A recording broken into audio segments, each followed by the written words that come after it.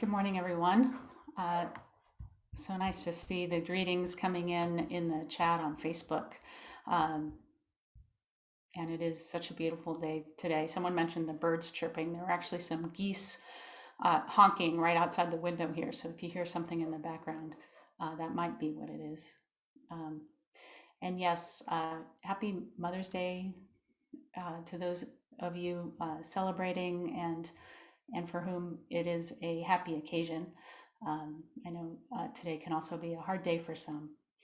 I won't be talking much about Mother's Day this morning at this time, but I'll talk a little bit more about mothers at our 11 o'clock drive-in service if you'd like to come over to the church if you're close enough to do that. Today is the fourth week of my being here with you at 9 o'clock. And over the last 3 weeks, we've been talking about the embodiment of faith and love in community. And today is kind of the completion of this series based on our Bible texts from the last few weeks. And we're focusing on Psalm 98, which is a familiar song. Begins with "Sing a New Song to the Lord." So it's one of a series of a few songs that talk about singing and making music and rejoicing. So I'll talk a little bit more about that as we move forward. Just a note, things are going to be pretty content rich this morning. There'll be some photos and some videos and music. So just know that it'll be good to be watching your screen as well as listening this morning. And then a note as we move forward, as I mentioned, this is kind of the completion of this 4-week series. And next week, and then the following week when I am here, there's a week in between that will be a celebration of confirmation. But the next 2 weeks that I'm here in the morning, we'll be looking at the history and faith experience embedded in spirituals and the blues. And that'll be based on a book by James Cone. So that'll be our focus coming forward. So for this morning, I invite you to enter into a place of spirit, to quiet your soul a bit as we move into this time together. And I will share my screen so that we can speak some words together.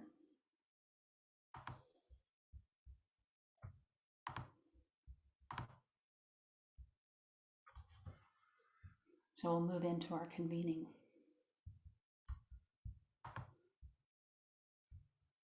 This will go over 2 pages, just so you know we're not at the end of it when we get to the end of this page. And feel free to join me or to listen and read along. It is a joy to live in the midst of love in action, a source of freedom from what deadens and destroys. Through this love, we live in a new way. Our spirits are nourished and our communities come alive. What a gift, this love that we live into, abundant and unending. Let all come and abide in this shared love.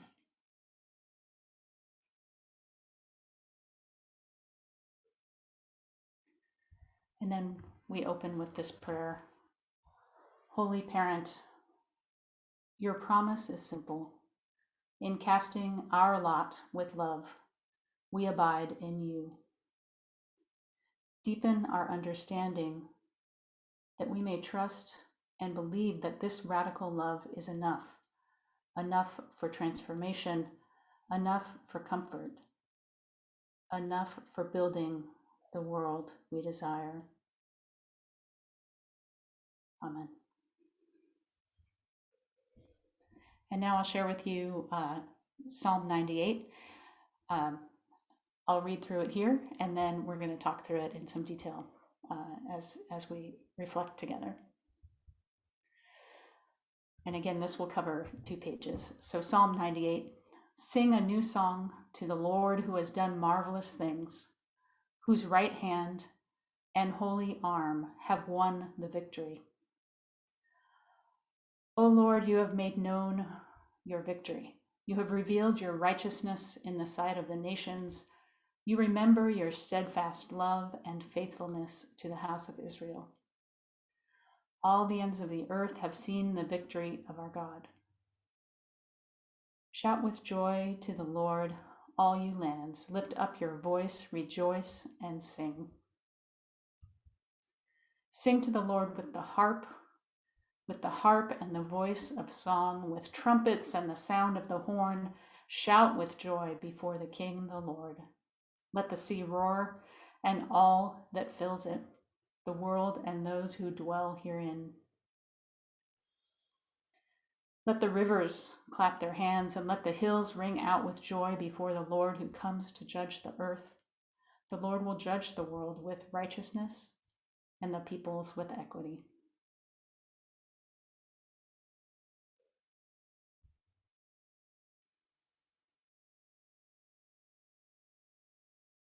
All right. I'm going to keep this slide up, this reflection slide up, so that it's easier to come in and out of the screen sharing, so that I don't have to keep going back and forth. And I may come out of it, but you'll see a lot of this picture. And as we're looking at this picture, I just want to note, even on my screen, it's a little small, but kind of in the foreground, you can see a little bit of a white patch. And those are sheep. Just to note, those are sheep, and there's a shepherd with them on this beautiful photo. So, so we're going to turn to Psalm 98. Psalm 98 is one of a group of psalms that are called enthronement psalms. So there's a commentary by Nancy DeClace Walford for today that talks about the enthronement psalms and notes, and I'm quoting her, they celebrate the reign of God as sovereign or king over all humanity and indeed over all creation. So it's a set of those songs, as I was mentioning at the beginning. And we get that celebration right from the beginning. So those first 2 lines, sing a new song to the Lord who has done marvelous things, whose right hand and holy arm have won the victory. So I'm kind of a fan of the Bible. And these 2 lines, I think I could probably talk about for all of this time. There's a lot in there, but I'm only going to select a few things, lucky for you, so that we can get through the rest of this and get to the questions that we'll be contemplating together. So the question that I pull out of this is this word victory. That's what kind of stands out for me. And a lot of times when I'll go through a text, any text, not just a Bible text, but anything that's translated, is what are some words that feel, there's just something about them I'm not sure about. And that's what was true about this word victory. You know, when I hear it like this, I think of here, this is what I think of. So I think of this picture. This is a statue in Russia. And you see a man who looks like he's girded for battle on a horse, and he's carrying a cross, right? This is kind of this image that was carried through a lot of classic Christian theology, starting with Constantine and through the Crusades and moving forward. Now, certainly this psalm, which came, you know, at least hundreds of years prior to the Christian faith, it wasn't referring to the cross of victory, right? The cross was far ahead and not a part of what was happening. Maybe it was referring to military victory, but maybe we can find a way to expand the meaning a little bit. So, another thing that I think of, and maybe you're thinking of other things, but another thing I think of about victory is something like this: a personal victory, an accomplishment, a moving beyond what you imagined you might be able to do, and really that joyousness of doing something again beyond your capabilities.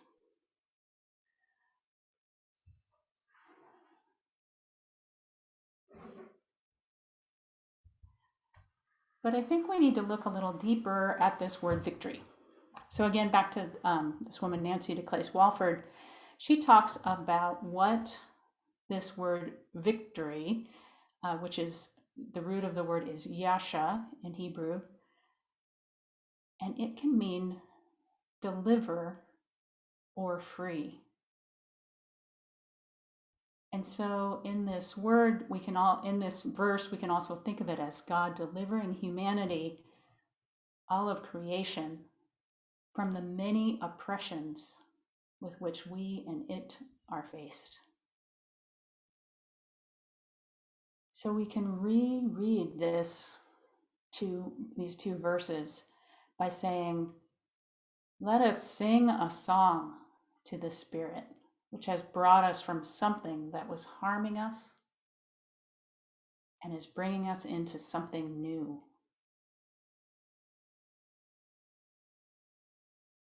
So I'm going to ask this question several times, and if things come to you, please feel free to put them in the chat and share them with each other. And if things don't, that's fine. But here's the question. And I'll say again, the rephrasing of the verse, sing a song to the Spirit, which has brought us from something that was harming us and is bringing us to something new. And I wonder, what might that victory, that saving, that something new, what might that new vision look like to you? So again, thinking about what being saved or brought from something that was harming us, what might that victory, that saving, that something new, what might that vision look like to you? And we'll come back to that question. The next section of the psalm is, O Lord, you have made known your victory. You have revealed your righteousness in the sight of the nations. So in this new sense of what victory means, we can think of this as you have made known your victory, meaning you have displayed bringing us from something that was harming us and bringing to something new. And in doing that, that reveals righteousness.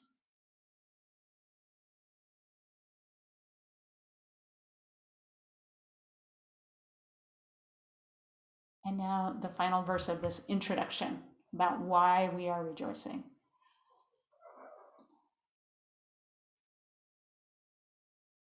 This is the third verse. You remember your steadfast love and faithfulness to the house of Israel. All the ends of the earth have seen the victory or the saving or the freeing actions of our God. Again, we hear about how the whole world has seen this victory. Perhaps it's looking to the future, how the whole world will see this victory, this saving from oppression, from pain, from hurt. And again, I wonder, what might that victory, that saving, that something new, what might that new vision look like to you? So at this point, I want to share one version of what this might look like. Okay, this story is from a book by Robert Coles. It's called The Spiritual Life of Children. Robert Coles is a prolific writer and I believe is a psychiatrist, either a psychiatrist or a psychologist, who looks a lot at the moral life of children in a variety of different ways. He used to do that. This book was published in 1991, which is coincidentally the first year that I set foot here at Oslc. And it consists of a series of interviews by Robert Coles of children of different faith traditions and looking at what their spiritual life is like. So this particular interview was with a girl named Natalie, who was 8 years old. And she was a Hopi from the Hopi tribe and lived in New Mexico. And this is her vision of what it is like once you have been freed, once creation has been freed. And here's the quote from the book. I dream of meeting our Hopi ancestors, and we sit together and talk about the time that will come. The time when all of us are together and the waters of the rivers are full and the sun has warmed the cold part of the world and it has given the really hot part a break, and all the people are sitting in a huge circle and they are brothers and sisters, everyone. That's when all the spirits will dance and dance, and the stars will dance, and the sun and the moon will dance, and the birds will swoop down and they'll dance, and all the people everywhere will stand up and dance. And then they'll sit down again in a big circle, so huge you can't see where it goes. How far, if you're standing on the mesa and looking into the horizon, and everyone is happy. No more fights. Fights are a sign that we have gotten lost and forgotten our ancestors and are in the worst trouble. When that day comes, that we're all holding hands in the big circle, no, not just us Hopis, everyone, then that's what the word good means.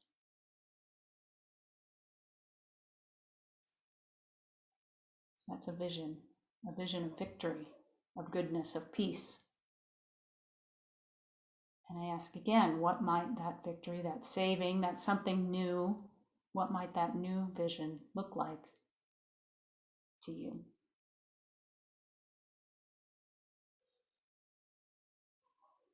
Now we move into the description of joy at that victory, at this point in the psalm, the deliverance, that time where we're all holding hands in the big circle, according to Natalie, or as we start living into kind of our vision within our own worlds,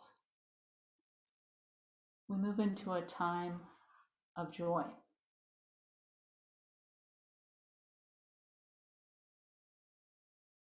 Shout with joy to the Lord, all you lands. Lift up your voice, rejoice and sing. And we move to a slide of joy. And then the next two verses, sing to the Lord with the harp and the voice of song, with trumpets and the sound of the horn. Shout with joy before the King, the Lord.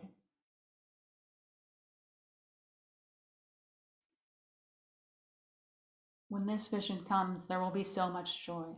All the lands will sing and play music and rejoice and shout with joy. We'll hear some music in a few minutes. But first, I want to share this moment of joy that you see in front of you. Can you imagine that? Do you remember feeling that kind of joy?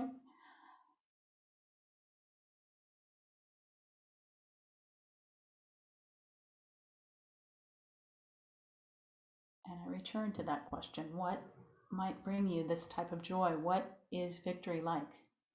Or maybe it's steps on the way to victory. That's something new.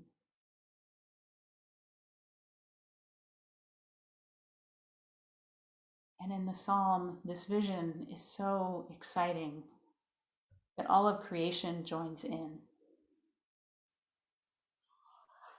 So we hear, let the sea roar and all that fills it, the world and those who dwell within. And here's a vision of that.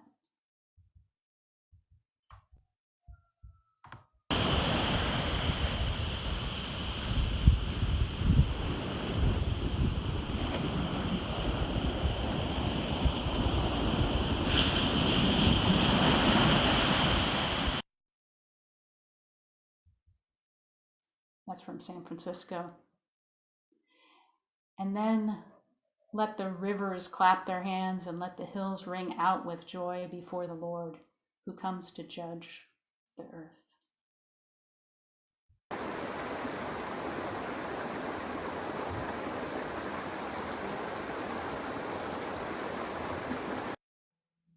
That was up near Arnold.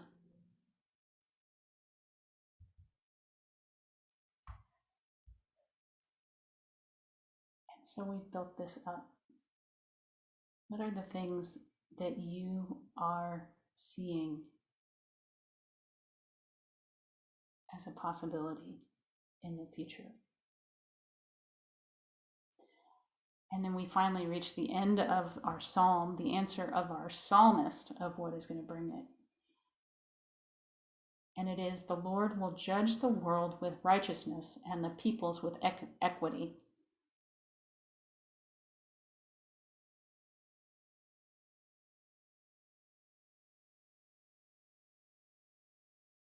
And again, that word judge is one of those words that kind of stands out, like victory before. Judge can mean other things, and one of the things that it can mean is govern. So the idea that God, or that the universe will somehow be governed with righteousness and the people with equity, that the long-term vision is one of righteousness and equity.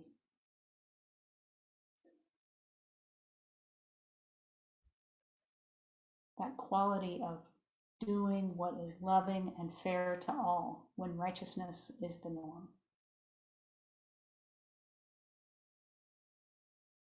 So at this point in our reflections, thanks to those of you who've offered some ideas in Facebook. I actually can't read them, but I can see them coming up. So thank you for that. I want to take a little bit of a side note to talk about the new bishop here in our synod in the Lutheran Church. So those of you who don't know, the church, Our Savior's Lutheran Church, is a part of a larger body, the Sierra Pacific Synod, within the Evangelical Lutheran Church in America. The Sierra Pacific Synod covers Central and Northern California and part of Nevada. So it's a fairly large geographical area. And every 4 years, I think, maybe it's 3 years, there's a new bishop, but it's been a little longer this time because of the pandemic. And this weekend was a time for this election to happen. It concluded on Saturday. It's a process that starts with whoever goes on the ballot. Anyone can be put on the ballot. There's no like fixed ballot initially. And I don't know, there were probably 30 or 40 people on that who got their initial votes. And then it narrows down over the course of 5 ballots. So both of these final 2 candidates who were voted on yesterday are people who have fought for their own visions of the future in different ways. You'll hear from their biographies one area of that vision, but both of them are deeply invested in a vision of the future of equity and righteousness for all, of all of those in the world being fed and cared for. So the runner-up, Reverend Jeff Johnson, was originally denied ordination in the Lutheran Church because he is gay, and he was ordained extraordinarily in 1990 and eventually invited into the ELCA, our Lutheran Church body, in 2009. And he has fought tirelessly for immigration reform and also for equity and for feeding all of those who hunger in whatever way in the community. And our new bishop, Reverend Dr. Megan Rohrer, was originally denied ordination because they were trans and was ordained extraordinarily in 2006. And they were also invited back into the ELCA in 2009. And of course, one piece of the vision, as I said earlier, one piece of the vision for both of them when they were first working as pastors was that righteousness and equity be extended to all people, including LGBTQ folks, but also including Black and Latinx folks, and so many more who had not been included, both in the church and in the country. And they are also both committed in their faith and in their actions to work against racism in the church and in the world, committed to feeding the hungry, and so many other things. I wanted to share a piece. They had a long periods of time of speaking over the course of the convention, but I wanted to pull one excerpt of Pastor Megan's remarks in responding to a question about their spiritual life, which speaks a little bit about their vision of the future.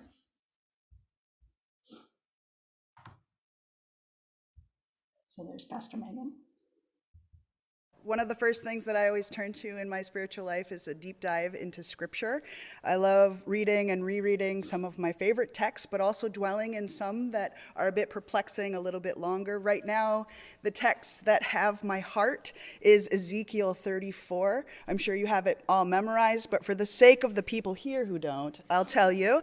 Ezekiel 34 is the first kind of sharing of all of those good shepherd parables that Jesus talks about, although it's a little bit more explicit that you should feed the sheep. It also says that economic injustices are the ones that God is trying to sort when God is sorting sheep from sheep and goat from goat. It's not the other stuff that we might debate about in politics, but it's God wanting us to be a part of feeding and caring and distributing resources equally. And it ends with a really wonderful line that I wish I had written, but alas, Ezekiel did it first. I bring to you a covenant of peace, so that you will dwell with each other, that you will live in new ways, that you will find creative ways to recalibrate your hearts so that you once again center on God. And then God says 3 times, I will feed my sheep, I will feed my sheep, I will feed my sheep. Just as Jesus then repeats to Peter while leaving the church to him, feed my sheep, feed my sheep, feed my sheep. Not a metaphor, it's about eating together.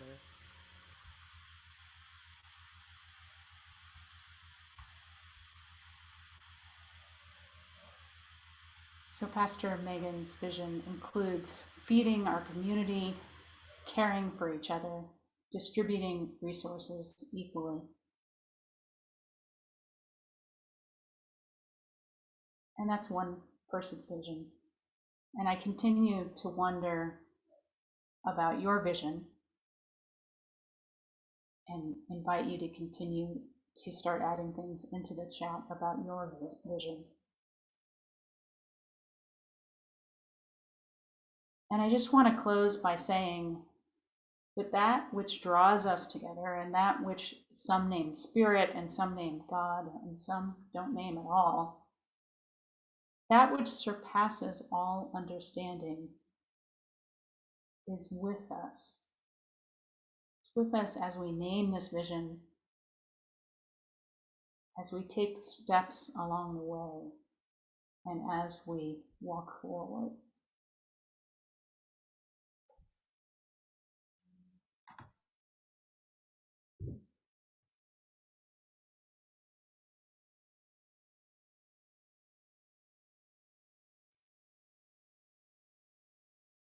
Amen.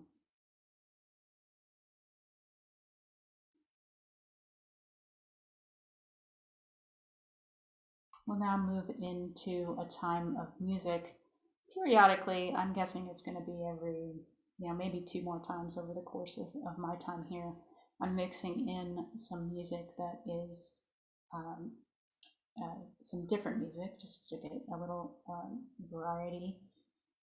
And this is a song called A Hymn for New Beginnings. It's from Alana Lewandowski and an organization called Work for the People. And I think it fits with the themes for this week, but also for the themes over the last 4 weeks. And just a quick note that Psalm 98 is one of the Psalms that inspired joy to the world. This song also mentions Christmas, and just wanted to get you ready for that. I have all of the rights to be able to play this, but you never know what might happen with Facebook. So I hope that you enjoy the music.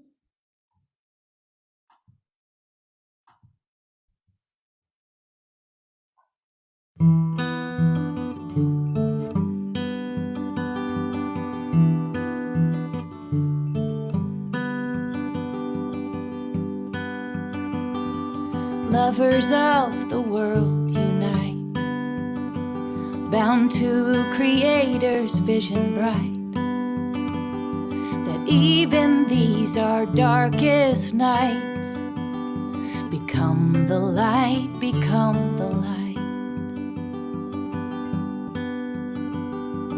Fashion all you can create that delights the one who incarnates and links himself to the same fate as we sleepers who must rise to wake.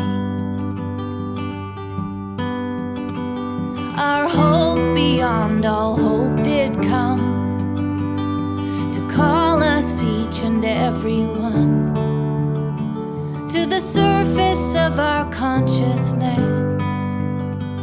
God dwells within and always has. Put our feet back on the ground, contemplation's hard resound. We're still pursued by heaven's hound. Oh, lover, seek us till we're found. Our hope beyond all hope did come to call us each and every one to the surface of our consciousness. God dwells within and always has. Tomorrow's children seek our hearts. Will they know who they really are? Center of 1,000 stars and the breathers of the breath of God. Our hope beyond all hope did come to call us each and every one to the surface of our consciousness. God dwells within and always has. This is what we sing at Christmas. God dwells within and always has.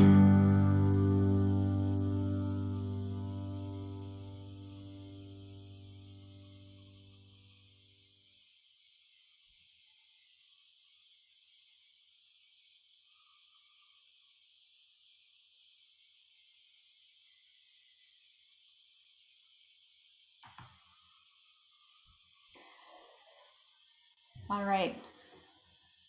I think it's about time for some announcements, so I'm going to bring Sam in.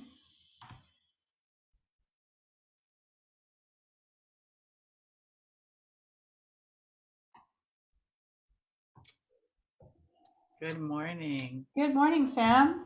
How are we doing today? Yeah, it's a beautiful day out. It really, How is it in Berkeley? I have to tell you, I'm so enjoying the rhythm on that image that you put up with the hills and then moving mountains. Oh my gosh, what an epic way to start a Sunday morning. Yeah, it's gorgeous. So I'm I know we have some announcements and maybe quite a few. So We do have a few announcements this week, so I'm gonna sort of boil it down to the stuff that's directly OSLC related, and then we're okay, going to move into some of the more service oriented outside of our immediate community stuff. sounds great. So the things to really pay attention to right now, I'm sure everyone's going to be surprised to hear this, but I don't know if you heard, the stewardship drive is underway. And the stewardship drive is really important, and I'm joking, but it is very important. Taking some time to think about how you're supporting your congregation financially is something that we all take seriously, of course, but your council cannot plan a budget without knowing how you are planning to support your community. So please take the time to fill out that form. I dropped the link into the chat underneath the video, so you can just click on it and fill out the information and good to go. We've got Monday, May 10th, which is tomorrow. Martin will be beginning From Daughters to Disciples. And if you don't have that book, but you want to be there, I'm sure it's okay. Martin will help you through on that first day, but you can also order the book by clicking the link in the chat. That will be happening from 7 to 8 p.m. on Monday nights for probably, I think, 6 weeks. Is it 6 or 7 weeks? Martin might be able to fill us in with more details during the coffee hour.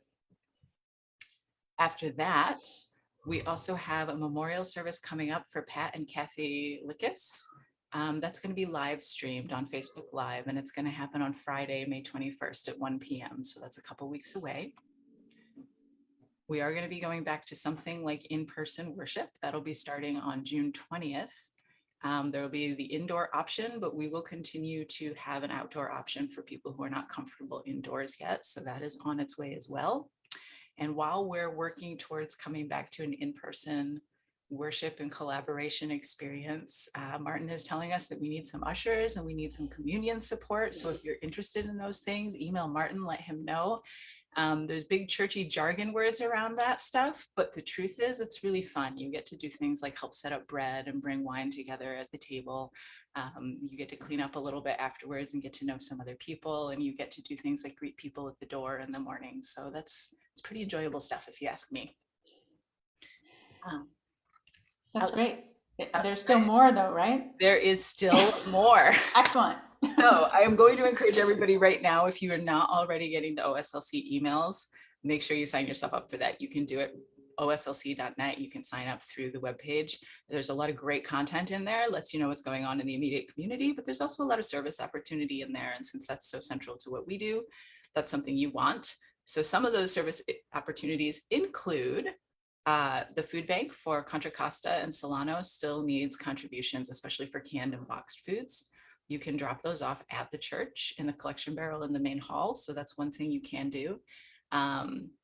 We've also got Learning About Farming Hope's amazing story, which is, I've seen little pieces of it. And Janet, we heard you speak about it a little bit last week. This really is awesome. That's happening on May 20th. So again, go to the OSLC email. The details are in there and it's well worth taking a look at. And then of course, June 5, Project Peace in-person day of service is coming back.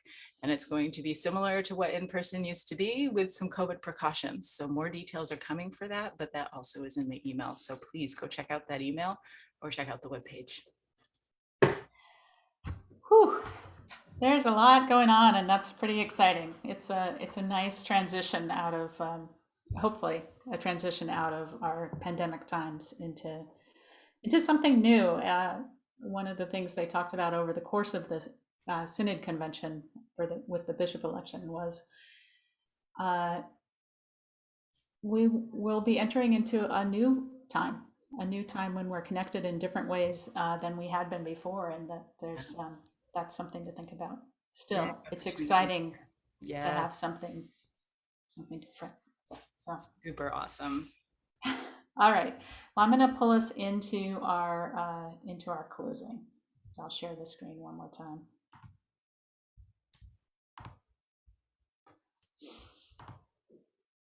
And let's see. There we go. So I'll give you a benediction. And now, whatever challenges go before us, may holy wisdom be by our side. We are called to take notice of the subtle nudges of the Spirit, to take notice of God enticing with beauty, to take notice of Jesus' pull toward love and justice, that is embedded in this very world around us. Let love be our guide as we walk this path together. Amen. I hope you all go in peace today. Those of you celebrating Mother's Day, enjoy time with loved ones or memories of loved ones. I'm enjoying some memories of my mom today. And we are going to slide straight into our coffee hour. So I don't know, Sam, are you able to put the link to the coffee hour in, or is it already there? The link is not already there. There's a little concern about Zoom bombing. So we ask you Okay. to go to the oslc.net webpage and you can get the link there. Alternatively, you can also use the same link that we've used for Adult Forum or for, I think Martin, your Zoom link was also the same for your last group event. So it's around in there. And if you need to, private message me on Facebook and I will totally send you the link privately. Excellent. Thank you, Sam. And I am going to end our time together here.